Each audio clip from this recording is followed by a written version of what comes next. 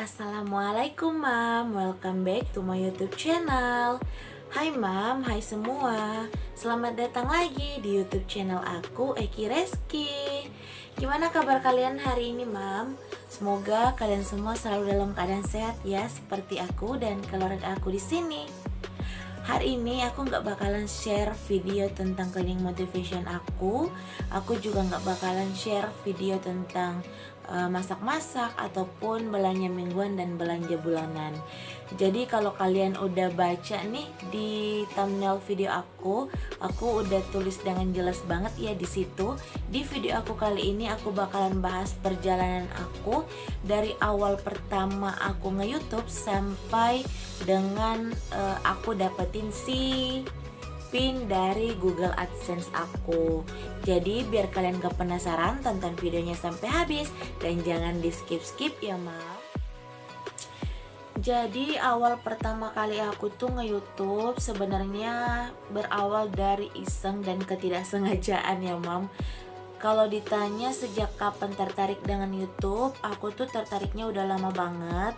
Tapi kalau seputar konten housewife seperti konten aku yang sekarang ini, itu berawal dari tahun lalu di tahun 2019, sekitar bulan 7 gitu. Kalau kalian pernah nonton videonya Mominya Kai atau Dapur Kecil Mungil Lydia, itu channel tentang housewife yang pertama kali aku tonton dan seputaran food preparation ya. Jadi yang awalnya dulu aku nggak tahu apa itu food preparation, akhirnya aku jadi tahu. Dan itu berawal karena aku jadi kayak kehabisan ide gitu ya Mam. Gimana caranya nih setiap aku belanja mingguan aku bisa nyimpan sayuran dan lauk secara benar. Karena dulu banget sebelum aku tahu yang namanya food preparation, aku bisa belanja tiap 2 hari sekali atau tiap 3 hari sekali. Dan kebanyakan belanjaan aku terutama sayuran itu rata-rata membusuk ya Mam sebelum aku masak. Jadinya kayak aku taruh di kulkas nih, terus ternyata ditaruh di kulkas aja masih busuk gitu. Dan akhirnya aku searching gitu di Google, searching di YouTube, dan aku nemu channelnya Mominya Kai yang Dapur Kecil Mungil Lydia itu. Dari situ aku belajar tentang food preparation. Terus berlanjut dari situ aku akhirnya kayak nemu channel-channel yang sama seperti channelnya Dapur Kecil Mungil Lydia. Terus aku tahu tentang channelnya Bunda Fitriani Handayani, terus Ria Fitria Hernita. Kemudian berlanjut tuh dari situ akhirnya aku dapat channel-channel tentang housewife yang sama. Dan ternyata channel housewife itu bukan cuma seputaran food preparation, tapi ada juga cleaning motivation, terus daily vlognya, cooking vlognya. Dan akhirnya dari situ aku mulai sering nonton. Terus masuk ke tahun 2020-nya, Pak suami tuh iseng-iseng gitu, mungkin ya nanya ke aku, katanya suka banget sih nontonin vlog-vlog ibu-ibu kayak gitu, kenapa nggak sekalian bikin konten aja. Nah awalnya aku nggak ngegubris atau nggak kepikiran sama sekali tentang ucapan dari suami aku. Tapi setelah masa pandemi ini datang, lebih tepatnya itu di bulan Maret, aku tuh jadi kepikiran gitu karena kebanyakan waktu aku tuh di rumah sama suami dan sama anak. Meskipun memang dari dulunya aku nggak kerja di luar rumah, setelah menikah ya aku full kerja di rumah aja. Nah dari situ akhirnya aku kepikiran sama kata-kata Pak suami ya. Dan di tanggal 5 Maret itu aku akhirnya bikin akun YouTube. Tapi aku gak langsung buat videonya gitu Mam. Aku baru bikin akun YouTube-nya aja sambil nontonin vlog-vlog housewife yang sama dengan konten aku yang sekarang ya. Dan di tanggal 29 Maret aku upload video aku yang pertama. Nanti aku cantumin di sini ya. Nanti aku cantumin video pertama aku di sini. Dan itu video pertama yang aku buat dengan editan seadanya. Terus aku belum tahu cara pengambilan gambar yang bagus. Dan itu video pertama aku seputaran food preparation. Aku saat itu belanjanya itu pas malam hari, dan food prepnya juga malam hari, dan bikin videonya malam hari. Jadi gambarnya ya seadanya banget. Terus aku tuh pakai HP aku yang pertama masih pakai HP Oppo F3 ya, yang dalam kondisinya itu rusak dan retak gitu layarnya, Mam. Itu pun karena dirusakin sama anak aku ya. Tapi aku pakai video itu, bukan video ya, aku pakai HP jadul aku itu sampai lebih dari 60 video yang aku buat. Jadinya HP itu sangat berjasa banget sih buat aku, dan sampai sekarang itu aku masih taruh HP-nya. Mungkin aku bakalan cantumin juga di layar, HP yang berjasa banget dalam dunia YouTube aku. Nah lanjut ya, Mam.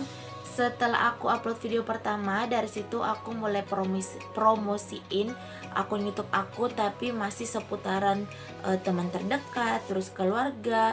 Pokoknya aku minta di subscribe. Jujur saat itu malu banget ya, yang namanya aku jarang banget untuk eksis di media sosial. Eksisnya mungkin dari dulu cuma seputar upload foto, upload video kayak gitu, Mam. Dan untuk upload YouTube kayaknya tuh di lingkungan aku masih kayak tabu gitu ya, Mam, nggak lazim gitu, dan malah banyak yang jadi bahan pembicaraan. Katanya kenapa sih mesti buat YouTube, kenapa sih kayak isi rumah dari depan sampai belakang itu diekspos dan diperlihatkan, buat apa sih pamer-pamer kayak gini. Nah meskipun kita nih nggak punya niat untuk pamer atau apa, tapi omongan-omongan semacam itu di awal-awal nge-YouTube aku juga sempet dapetin gitu, Mam. Nah dari situ untuk dapetin subscriber dari 1 sampai 100 itu Masya Allah lama banget ya, Mam, dan perjuangan banget sih menurut aku. Untuk dapetin subscriber 1 sampai 100 aku butuh waktu 1 bulan lebih kayaknya deh, Mam. Jadi dari 1 bulan itu aku jam tayangnya juga masih ya dikit banget, karena subscriber aja itu naiknya lama banget. Dan paling untuk satu video paling banyak deh untuk 30 kali tayangan. Terus di atas 50 kali tayangan itu aku udah syukur banget. Dan akhirnya aku beraniin buat promosiin di Instagram, terus lanjut ke Facebook kayak gitu, Mam. Dari situ awalnya aku agak sedikit ngedrop ya, meskipun awal-awal YouTube itu aku semangat banget buat upload video hampir tiap hari. Dan setelah lihat penonton yang masih gitu-gitu aja, sempat down dan sempat ngedrop. Tapi saat aku ngedrop kayak gitu, aku tontonin vlog-vlog YouTuber pemula. Terus aku juga sering nontonin video-video bagaimana caranya untuk dapetin penonton atau viewers yang banyak, terus subscriber dengan cepat. Itu aku nontonin semua. Jadinya aku kayak dapat semangat baru lagi gitu, Mam. Nah kita tinggalin dulu tuh perjalanan aku dari untuk dapetin 1 subscriber sampai 100-nya. Kita langsung berlanjut ya setelahnya. Dan alhamdulillahnya, Mam, di bulan kedua aku nge-YouTube, Allah tuh kayak mempermudah jalan aku gitu loh. Jadi pas 2 bulan aku nge-YouTube, akhirnya aku dapetin 1000 subscriber aku. Gak tau kenapa setelah lewat dari 100, penonton aku tuh langsung naik. Subscriber aku juga kayak gitu. Dan alhamdulillahnya pas 2 bulan aku nge-YouTube, aku langsung dapetin 2000 subscriber. Itu kalau nggak salah tepatnya di bulan 6 ya, Mam ya, bulan Juni.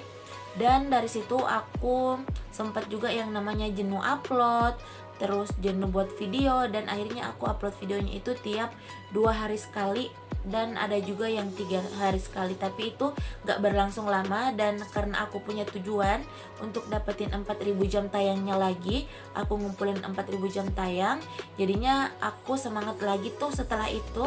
Dan akhirnya aku upload video di setiap hari. Nah 3 bulan setelah itu, maksud aku perjalanan aku nge-YouTube selama 3 bulan, akhirnya 4000 jam tayang itu tercapai di tanggal 11 Juli. Aku dapetin email dari YouTube yang mengatakan bahwa subscriber aku udah mencapai 1000 subscriber, dan jumlah jam tayang aku juga udah mencapai 4000 jam tayang. dan akhirnya aku mengajukan untuk peninjauan monetisasi. Jadi di tanggal 11 aku dapat emailnya, terus di tanggal 12 aku karena emailnya masuk malam ya di tanggal 11 itu, jadi tanggal 12 pagi aku mengajukan monetisasi ke pihak YouTube-nya. Dan alhamdulillahnya untuk peninjauan monetisasi aku nggak butuh waktu lama ya Mam ya. Aku cuma butuh waktu 1 hari. Jadi di tanggal 13 Juli aku udah dapat email lagi dari YouTube, itu yang mengatakan bahwa aku udah diterima sebagai partner YouTube. Berarti channel aku saat itu udah dimonetisasi. Nah setelah itu akhirnya semua video-video aku bisa dimasukin iklan. Jadinya aku pasang iklan di semua video-video aku. Dan ternyata perjuangan itu nggak sampai di situ aja Mam. Setelah monetisasi aku mesti ngumpulin lagi yang namanya $10. Ini $10-nya susah banget ya Mam aku dapetinnya. Jadi untuk dapetin $10 itu Masya Allah susah banget, dan sempat ada drama juga sih. Untuk $10 pertama, kenapa aku bilang pertama? Karena aku sampai 2 kali ngumpulin $10-nya. Di $10 pertama aku sebenarnya lumayan cepet untuk dapetinnya, itu sekitar 10 harian kalau nggak salah. Dan saat itu dolar aku udah mencapai 9,70 atau 80 sekian ya. Tinggal 0, sekian dolar aku udah bisa mengajukan untuk request pin seperti itu. Nah untuk request pin itu sebenarnya aku udah nunggu ya saat itu. Pas aku cek pendapatan aku ternyata udah hampir $10, dan aku berharap besoknya udah bisa request pin, tapi ternyata enggak ya. Besoknya itu aku cek pendapatan aku tiba-tiba berkurang jadi $1, sekian. Jadi aku bingung kan, kenapa tiba-tiba dolar aku hilang. Aku searching, ternyata kejadian itu emang sering terjadi di semua YouTuber, entah itu YouTuber pemula ataupun YouTuber yang udah berpengalaman sekalipun. Faktornya itu salah satunya karena kadang kita nggak sengaja ya ngeklik video kita sendiri. Termasuk aku kadang juga sebenarnya mau lihat jumlah penonton atau viewers dari video-video aku, tapi jatuhnya nggak sengaja keklik gitu videonya, meskipun itu nggak lama ya. Dan ada juga yang emang sengaja karena saking excitednya dapat iklan malah sering nontonin video-videonya sendiri. Itu terjadi di beberapa YouTuber, dan akhirnya saat itu aku down ya, down yang bener-bener down, sempat ngedrop nggak mau upload video karena untuk ngumpulin $10 yang pertama itu susah banget. Tapi disemangatin lagi sama suami aku, katanya masa gitu aja nyerah, dan akhirnya aku upload video lagi untuk kembali ngumpulin si $10-nya. Nah untuk ngumpulin $10-nya itu yang kedua juga lumayan cepet, tapi karena aku sempat kehilangan yang pertama, akhirnya total dari setelah aku monetisasi sampai dapetin $10 itu lumayan ya, totalnya itu jadi 1 bulanan gitu. Dan di tanggal 22 Agustus aku udah mencapai $10 aku lagi, dan akhirnya aku request pin dari situ. Dan sebelum request pin itu aku mesti melalui tahap juga ya, aku harus buat akun Google AdSense. Nah untuk membuat akun Google AdSense aku sendiri, mungkin yang udah lama punya akun YouTube di tahun 2018 dan 2019 yang udah membuat akun Google AdSense di tahun 2020 ini, kalau misalnya kalian punya akun YouTube dan kalian udah monetisasi terus udah mencapai $10, itu nggak perlu lagi untuk buat akun Google AdSense. Itu langsung ditautkan aja atau dikaitkan antara akun Google AdSense-nya dan akun YouTube-nya seperti itu. Tapi untuk aku beda, karena aku bikin akun YouTube-nya itu di tahun 2020, dan akhirnya aku baru bisa buat akun Google AdSense setelah mencapai $10 atau setelah aku monetisasi. Nah di akun Google AdSense itu, atau untuk membuat akun Google AdSense-nya sendiri, aku melewati 3 langkah gitu ya. Jadi langkah pertama itu verifikasi identitas. Jadi di situ aku menggunakan KTP. Sebenarnya bisa juga sih menggunakan SIM, tapi aku lebih memilih untuk menggunakan KTP. Dan aku ikutin langkah-langkahnya. Di situ memerlukan nama lengkap, terus alamat dan foto dari kartu identitas. Jadi itu nggak perlu waktu lama. Aku cuma butuh waktu sehari dan akhirnya verifikasi identitas aku berhasil. Nah, untuk langkah keduanya sendiri sebenarnya itu verifikasi alamat ya. Tapi mungkin di tahun 2020 ini juga rada beda gitu, Mam. Untuk YouTuber-YouTuber yang udah bikin akun Google AdSense di tahun 2018 dan 2019, rata-rata verifikasi alamatnya itu dilakuin setelah verifikasi identitas. Nah, akunya karena buatnya di tahun 2020, aku mesti nunggu si PIN dari akun Google AdSense aku nyampe gitu. Jadinya aku nggak langsung bisa verifikasi alamat gitu ya, Mam, atau verifikasi nomor rekening. Dan setelah tanggal 23 Agustus itu PIN Google AdSense aku dikirim, aku akhirnya nunggu tuh karena di situ ada pemberitahuan bahwa proses estimasi pengiriman membutuhkan waktu 2 minggu sampai 4 minggu. Dan setelah pengiriman 2 minggu, aku iseng cek ke kantor pos, ternyata itu surat dari AdSense belum datang juga.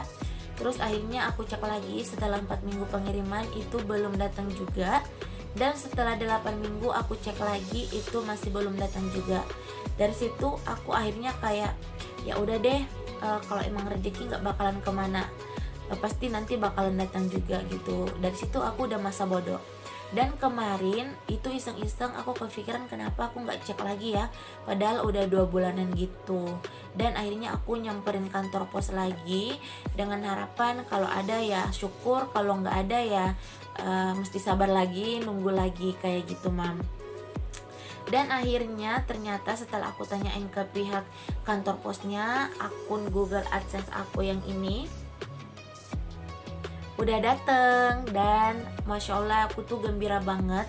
Pokoknya seneng yang benar-benar seneng banget, Mam.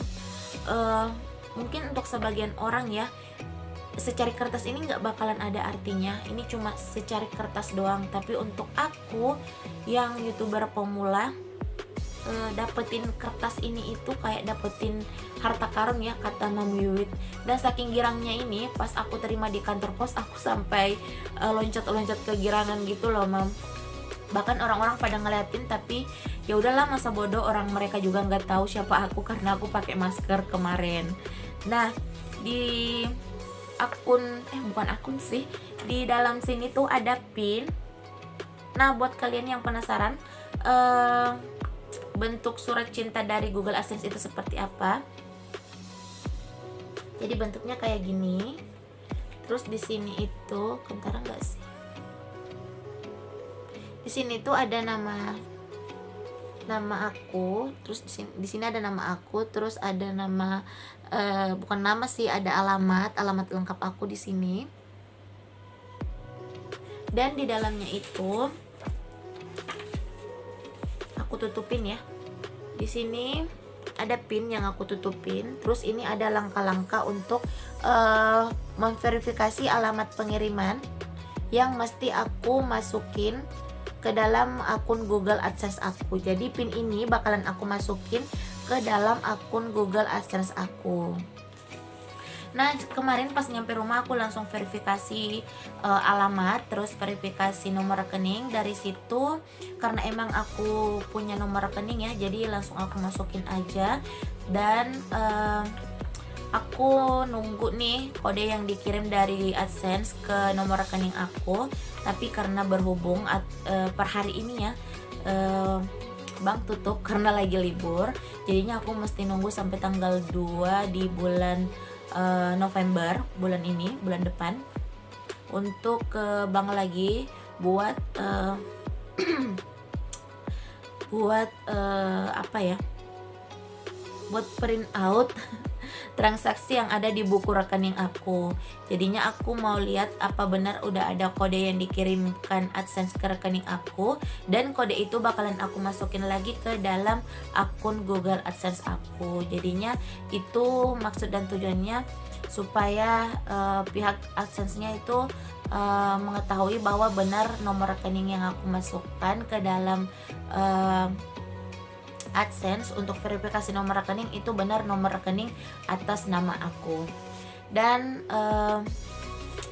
tinggal satu langkah itu lagi sampai aku bisa cairin pendapatan atau gaji pertama aku dari YouTube. Nah, buat teman-teman nih yang dari kemarin nanyain tips supaya dalam nge-YouTube itu cepet nambah viewers, terus cepet dapatin subscriber, aku nggak punya trik khusus ya mam selama aku nge-YouTube. Jadinya yang aku lakuin cuma rajin upload aja tiap hari, karena menurut aku semakin banyak video yang kita buat, semakin banyak referensi video yang bisa disarankan oleh YouTube. Jadi pihak YouTube itu sendiri bisa menyarankan video-video kita ke orang lain. Jadi semakin sering kita muncul di beranda YouTube, semakin sering juga video kita dinonton oleh orang banyak. Jadi untuk saran aku cuma bisa nyaranin buat kalian rajin upload aja deh tiap hari. Gak peduli mau kontennya itu housewife, mau kontennya mancing, mau kontennya otomotif, pokoknya rajin upload aja. Untuk aku sendiri di awal-awal nge-YouTube sampai saat ini, kalau emang aku lagi ngelakuin sesuatu, aku rekam terus aku jadiin video ya. Dan durasinya paling enggak minimal 8 menit. Kalau dulu itu minimal 10 menit, tapi sekarang udah ada pembaharuan. Jadinya kalau misalnya kita punya video 8 menit ke atas, itu udah dimasukin iklan. Seperti itu ya mams. Nah, aku juga mau saranin buat teman-teman sesama YouTuber pemula, buat tetap semangat nih konten, buat tetap optimis kalau channel kita suatu saat bisa berkembang. Tetap bikin video aja, karena kita nggak bakalan tahu video mana yang kita buat yang bakalan booming, yang bakalan nganterin kita sampai capai 1000 subscriber dan 4000 jam tayang. Jadi sebenarnya dibilang untuk jadi YouTuber itu nggak gampang dan nggak mudah ya mam.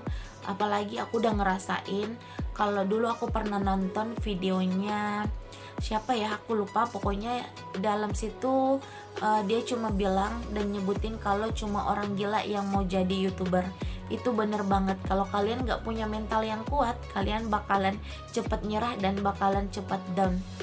Itu udah hampir ya, aku juga hampir ngelewatin itu, tapi alhamdulillahnya gak sampai yang drop, yang bener-bener drop. Aku saat drop langsung semangatin diri aku lagi kalau misalnya aku nggak boleh kayak gini terus.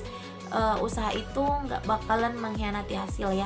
Jadi aku udah ngerasain banget gimana rasanya pontang-panting kiri kanan buat bikin konten. Ada yang nonton, ada juga yang nggak nonton, ada yang ngehargain, ada juga yang malah nilai negatif konten yang kita sajiin. Tapi gimana ya mam, kita cuma punya 2 tangan, itu kita pakai cuma buat nutup telinga kita ya. Kita nggak bisa pakai 2 tangan kita untuk nutup semua mulut orang-orang yang ngomong negatif tentang kita. Jadinya pokoknya masa bodoh aja deh. Aku udah pegang prinsip itu dari dulu-dulu ya, pas aku niatin banget untuk bikin YouTube-nya. Pokoknya aku cuma bilang masa bodoh banget untuk orang-orang yang nilai negatif tentang konten-konten yang aku sajiin. Terus satu lagi nih tips aku buat teman-teman sesama YouTuber pemula, niatin dalam diri kalian kalau kalian ini bikin kontennya untuk sekedar menyalurkan hobi, tapi bisa juga kalian niatin ya, termasuk aku itu bikin YouTube awal banget bukan karena untuk mendapatkan penghasilan, tapi untuk menyalurkan hobi sekaligus menjadi album untuk nyimpan kenangan aku, apa aktivitas aku, terus apa kegiatan aku di rumah bareng anak, bareng suami, terus yang niatnya suatu saat nanti aku bakalan bisa nonton lagi dan bakalan aku lihat lagi bahwa oh iya, di momen tanggal sekian aku ngelakuin ini, di tanggal sekian aku pernah ngelakuin ini, dan jadi kenangan-kenangan juga buat kakak Rasya suatu saat nanti kalau ternyata waktu dia kecil itu selalu dilebatin sama ibunya gitu dalam semua video-videonya. Kalau emang aku sempet, aku pasti selalu masukin kakak Rasya dalam video-video aku. Tapi kalau ternyata kita bisa menghasilkan atau mendapat gaji dan tambahan penghasilan dari YouTube, kenapa enggak? Aku anggap itu sebagai bonus. Jadi setelah dapetin pin Google AdSense, terus ternyata setelah itu kita bisa nambah penghasilan dan tambahan untuk keuangan rumah tangga, aku anggap itu bonus ya, dari semua usaha-usaha yang pernah kita lakuin, dari semua usaha-usaha termasuk buat videonya, terus ngeditnya, terus uploadnya. Karena dalam membuat video, terus ngedit, upload itu juga butuh banyak pengorbanan ya Mam. Aku rasain banget butuh pengorbanan tenaga, pikiran, terus pengorbanan materi bahkan ya, dan korban waktu juga. Karena untuk ngedit kita butuh waktu, untuk record video kita butuh waktu. Jadinya aku mau ucapin juga nih banyak terima kasih buat semua teman-teman yang udah dukung channel aku sampai saat ini, termasuk bunda, emak, dan mams yang ada di luaran sana. Aku juga mau ucapin terima kasih banyak buat suami aku yang gak pernah berhenti buat dukung dan support channel aku, bahkan support semua kegiatan aku dan mensupport aku untuk berkarya yang seluas-luasnya. Oh ya Mam, terima kasih ya udah nemenin aku ngoceh-ngoceh nih tentang awal pertama aku nge-YouTube dari tadi sampai sekarang. Dan aku berharap video ini bisa menjadi motivasi dan menginspirasi teman-teman di luar sana. Kalau aku bisa, kenapa kalian enggak ya? Nah, jangan lupa ya Mam, like, comment, dan subscribe channel aku. Terus share ke semua sosial media yang kalian punya. Follow aku juga di Instagram ya Mam, @kireski93. Linknya ada di description box. Sampai jumpa di video aku selanjutnya.